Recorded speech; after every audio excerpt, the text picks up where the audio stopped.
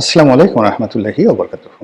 সম্মানিত দর্শক, অবস্থা দৃষ্টি মনে হচ্ছে বিএনপির উপরে ভারত রীতিমতো ঝাঁপিয়ে পড়েছে। এটি শত্রুতার মনোভাব নিয়ে ঝাঁপিয়ে পড়া নয়, অতিরিক্ত উৎসাহ, অতিরিক্ত আনন্দ এবং কাঙ্ক্ষিত কারোর সঙ্গে বন্ধুত্ব করার যে দীর্ঘ বাসনা মানুষের থাকে, এবং সেই বাসনা নিয়ে মানুষ যখন তার কাঙ্ক্ষিত মানুষকে সামনে পায়, তখন তাকে আলিঙ্গন করার জন্য, তাকে চুম্বন করার জন্য, তাকে গ্রহণ করার জন্য, তাকে বরণ করার জন্য মানুষের মধ্যে যে আদি খেতা দেখা দেয়, ভারতের কাছে ঠিক বর্তমানে বিএনপির যে গ্রহণযোগ্যতা ওইরকমই মনে হচ্ছে। আপনারা জানেন যে বেগম খালেদা জিয়া দীর্ঘদিন কারাগারে অসুস্থ ছিলেন, তার উপর জুলুম হয়েছে, অত্যাচার হয়েছে। বিএনপির পক্ষ থেকে সরকারের উপর, আওয়ামী লীগ সরকারের উপরে নানাভাবে আবেদন নিবেদন, দেশি বিদেশি চাপ দেওয়া হয়েছে যেন বেগম খালেদা জিয়ার একটু সুচিকিৎসার ব্যবস্থা করা হয়। কিন্তু ভারত সেই দিকে ভ্রুক্ষেপ করেনি। এমনকি তারা যদি শেখ হাসিনাকে বলতেন যে বেগম খালেদা জিয়াকে দিল্লিতে পাঠানো হোক, ভারতের কলকাতাতে চিকিৎসা করানো হোক, সেটাও তারা বলতে পারতেন এবং শেখ হাসিনা সেটা রিফিউজ করতে পারতেন না। কিন্তু ভারত এই কাজটি করেনি। তারা একেবারে চোখ বুজে অন্ধের মতো চারিদিকে সব দরজা বন্ধ করে দিয়ে কেবলই মাত্র আওয়ামী লীগের সঙ্গে তারা বন্ধুত্ব রক্ষা করেছে। এটা ভালো। এটা ভালো যে ভারতের এই অভ্যাসটা আমার ভালো লাগে, যে তারা যখন কারো পক্ষ অবলম্বন করে একেবারে অন্ধভাবে তাদের পক্ষ অবলম্বন করে, আর যাদের বিরোধিতা করে তারা খুব ডেডিকেটেডলি সেই বিরোধিতা তারা চালিয়ে যায়। তাদের পররাষ্ট্র নীতি কখনো ফেল করেছে, কিন্তু তারা তাদের বন্ধুকে তারা ছেড়ে যায়নি। নেপালে তাদের সেই প্রাচীন বন্ধুত্ব যাদের সাথে ছিল এখনো আছে, শ্রীলঙ্কাতে একই অবস্থা, তারপর মালদ্বীপে একই অবস্থা, ভুটানে একই অবস্থা। মানে কখনো কখনো সেই সকল দেশের যে রাজনীতির উত্থান পতন এবং ভারত এবং চীনের মধ্যে যে রেষারেষি, সেক্ষেত্রে ভারত যে কাজটি করেছে, যাদেরকে সাপোর্ট করেছে তাদের সঙ্গে তারা সেইভাবে থেকেছে। তো সেই দিক থেকে যদি ভারতের আমরা চরিত্র দেখি, আওয়ামী লীগের সঙ্গে তাদের যে বন্ধনটি, এই বন্ধনটি পার্মানেন্ট। এখন সেই বন্ধন ছেড়ে তারা হঠাৎ করে কেন বিএনপির ব্যাপারে এত উৎসাহ দেখাচ্ছে? এটি কি আওয়ামী লীগকে ত্যাগ করে বিএনপিকে গ্রহণ করার, নাকি বিএনপিকে কনভিন্স করে তারপরে তার মাধ্যমে শেখ হাসিনাকে বাংলাদেশে প্রত্যাবর্তন করানো, তারপর আওয়ামী লীগের যে নিয়মতান্ত্রিক রাজনীতি, সে রাজনীতিকে বৈধ করা এবং তাদেরকে সেই সুযোগ দেওয়া? এই কাজ করার জন্য কি তারা সেটা দেখাচ্ছে, নাকি গত 17টি মাসে তারা যেভাবে অপদস্থ হয়েছে, অপমানিত হয়েছে, লাঞ্ছিত হয়েছে ডক্টর মোহাম্মদ ইউনূস এবং তার সরকারের দ্বারা, যেভাবে ইসলামী ছাত্র শিবির থেকে শুরু করে প্যারিসে বসে বিএনপি এবং যাকে বলে জামাত, এদের চাইতেও সোশ্যাল মিডিয়াতে যারা খুব বেশি অ্যাক্টিভ, এ সকল ইউটিউবাররা যেভাবে ভারত বিরোধী প্রচারণা চালিয়েছে এবং যার ফলে ভারতীয় পণ্য বর্জনের ডাক এসেছে বারবার। ভারতীয় যারা লোকজন তারা এই দেশে কখনই তারা নিরাপদ বোধ করেনি এবং বারবার তারা তাদের ভিসা সেন্টার বন্ধ করে দিয়েছে। এবং ভারতীয় রাষ্ট্রদূত গত 15 বছর ধরে বাংলাদেশে যেভাবে তারা চলাফেরা করতেন, এই গত 17 মাসে বলতে গেলে রীতিমতো বিশ্রী অবস্থায় তাদেরকে ঘরে বসে থাকতে হয়েছে। তো এই অবস্থার পর যখন একটা নির্বাচন হলো, সেই নির্বাচনে বিএনপির সংখ্যাগরিষ্ঠতা পেল এবং জনাব তারেক রহমান সাহেব একটি উল্লেখযোগ্য চরিত্রে তিনি আবির্ভূত হলেন দৃশ্যপটে। তো সে কারণে কি তারা এই যে দীর্ঘ অপমান ডক্টর মোহাম্মদ ইউনূস সরকারের দ্বারা, এরপর জনগণের মধ্যে ভারত যে বিরোধিতা, তার সঙ্গে সঙ্গে অর্থনৈতিক কর্মকাণ্ডে তারা যে বিপর্যস্ত অবস্থার মধ্যে পড়েছে, যেভাবে ভারতের সঙ্গে ব্যবসা বাণিজ্য, যাতায়াত, ট্রানজিট প্রায় সব কিছুতে একটা স্থবিরতা নেমে আসছে। এটা কেবল যে আমাদের ক্ষতি হয়েছে তা নয়, ভারতেরও কিন্তু মারাত্মক ক্ষয়ক্ষতি হয়েছে। তো সেই জায়গাতে বের হওয়ার জন্য তারা কি তারেক রহমান সাহেবকে গ্রহণ করতে চাচ্ছেন, বা বিএনপিকে খুব বেশি মাত্রায় তারা প্রিভিলেজ দিচ্ছেন? এই বিষয়গুলো নিয়ে আলোচনা করব। আমার কাছে যেটা মনে হচ্ছে যে ভারত যে কোনো মূল্যে আসলে বিএনপির সঙ্গে একটা সম্পর্ক স্থাপন করতে চায়, যে কোনো মূল্যে। তারা ডক্টর মোহাম্মদ ইউনূসের সাথে যেভাবে চলেছে, এটার যে নেতিবাচক প্রতিক্রিয়া তারা দেখেছে, কাজে এটা তারা আর কন্টিনিউ করতে চায় না। তো তারা ভারত যেটা চায় যে বিএনপির সঙ্গে তাদের একটা ভালো সম্পর্ক হোক, তারেক রহমান সাহেবের সাথে একটা ভালো সম্পর্ক হোক, এটা তাদের একটা ফার্স্ট প্রেফারেন্স।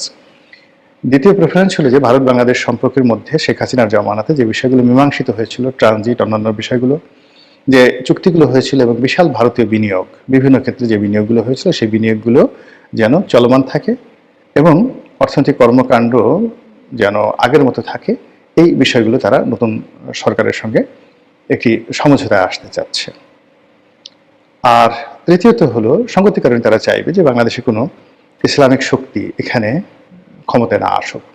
তো যদি তারেক রহমান সাহেব এবং ভার্সেস জামাত, এই দুটো রাজনৈতিক শক্তি পরস্পরের সাথে প্রতিযোগিতা করতে থাকে, আওয়ামী লীগ যদি এখানে অনুপস্থিত থাকে, জাতীয় পার্টি তো ইন দি মিন টাইম নিজেদেরকে দুর্বল থেকে দুর্বলতর বানিয়ে এখন রীতিমতো লাইলাতুল মানে কবরস্থান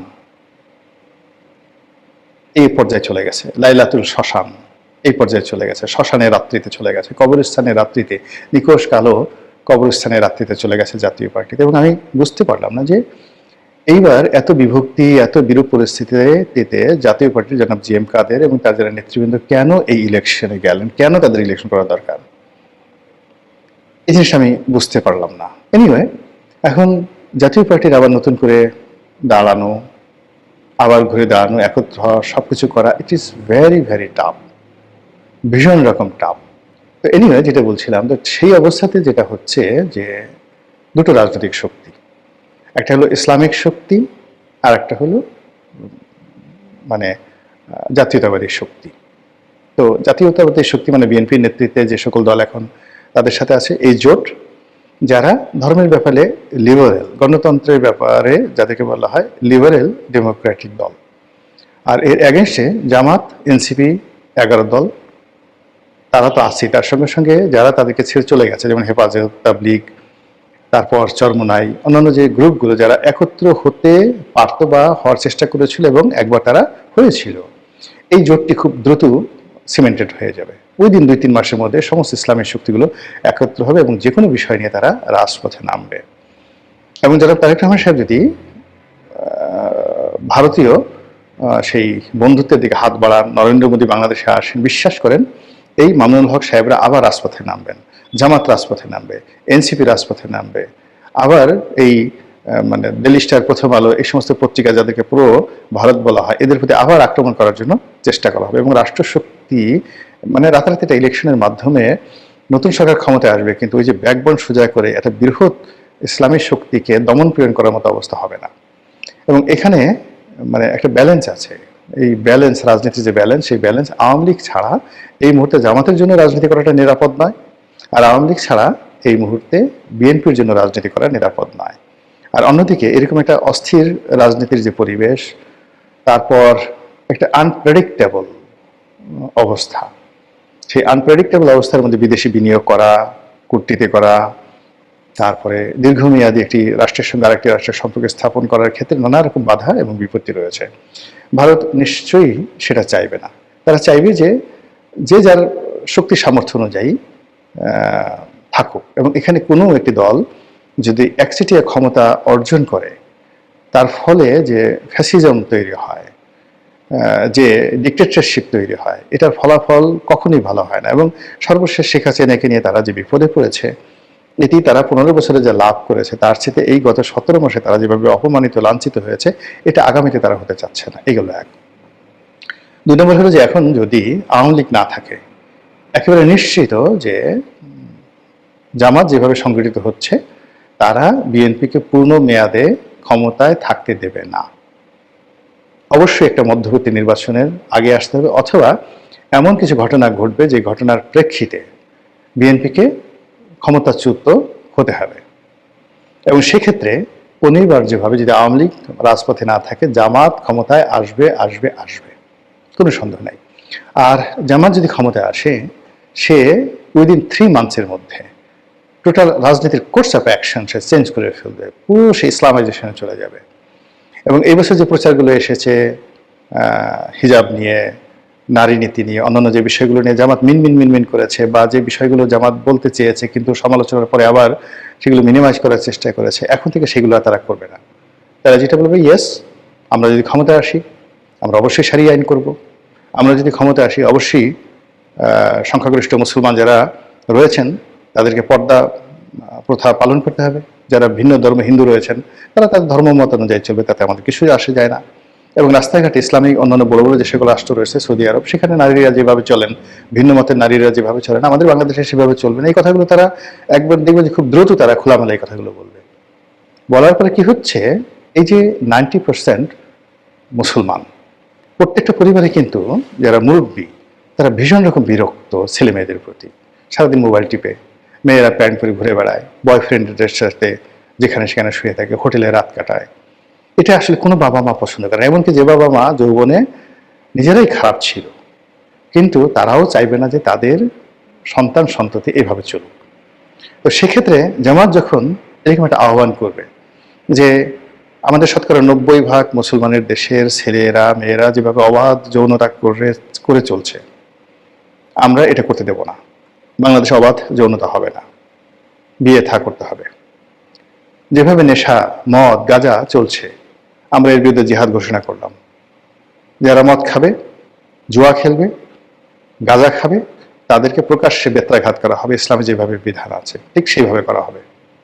বিশ্বাস করেন, সমস্ত বাবা মা সবাই পাগল হয়ে যাবে জামাতের জন্য, রীতিমতো পাগল হয়ে যাবে। এবং দেখেন যে এই আগামীতে যে সময়গুলো তারা পাবে, সেই সময়ের মধ্যে দেখবেন যে অনেক তরুণ যারা গাঁজা খেত তারা এই জামাতের ভয়ে গাঁজা খাওয়া বন্ধ করে দেবে। অনেক দুর্নীতি যারা করছে তারা জামাতের ভয়ে দুর্নীতি করা বন্ধ করে দেবে। এই যে জামাতের যে 70টি আসন এনসিপি সহ, আপনি দেখবেন বিএনপির যে আসনগুলো, সেই আসনগুলোর চাইতে এই আসনের যারা সংসদ সদস্য তারা একটা উদাহরণ তৈরি করবেন। এবং সেই উদাহরণের ফলে কি হলো, ইসলামের প্রতি মানুষের আকর্ষণ বেড়ে যাবে, প্রবলভাবে বেড়ে যাবে। এরপরে জামাতের যে নেতৃবৃন্দ, এনসিপির যারা নেতৃবৃন্দ, যারা আপার হাউজে মেম্বার হবেন, তারা সেখানে ঘন্টার পর ঘন্টা কোরআন, হাদিস, ইজমা, মানে একটা ওয়াজের মাহফিল বানায় ফেলবেন আমাদের যে আপার হাউস, উচ্চ কক্ষ সেখানে। এবং তাদের জামাতের লোকজন তারা ওইভাবে রিক্রুট করবে যারা ভালো বক্তা, অনলবর্ষী বক্তা, কোরআন জানে, হাদিস জানে, মহাভারত জানে। তো তার সাথে সাথে বিএনপির যারা লোকজন আছে তারা সেভাবে দিতে পারবে না। ফলে দিন যত যাবে এইভাবে যত চলবে, জামাতের আধিপত্য বাড়তে থাকবে যদি আওয়ামী লীগ না থাকে। তো এই কাজটি যুগপৎভাবে তারেক রহমান সাহেব এবং নরেন্দ্র মোদী করার চেষ্টা করবে, এবং সেই চেষ্টা আসলে কতটা ফলপ্রসূ হয় সেটি দেখার বিষয়। মহান আল্লাহ আমাদের সবাইকে হেদায়েত দান করুন এবং হেফাজত করুন। আসসালামু আলাইকুম রহমতুল্লাহি ওয়া বারাকাতুহু।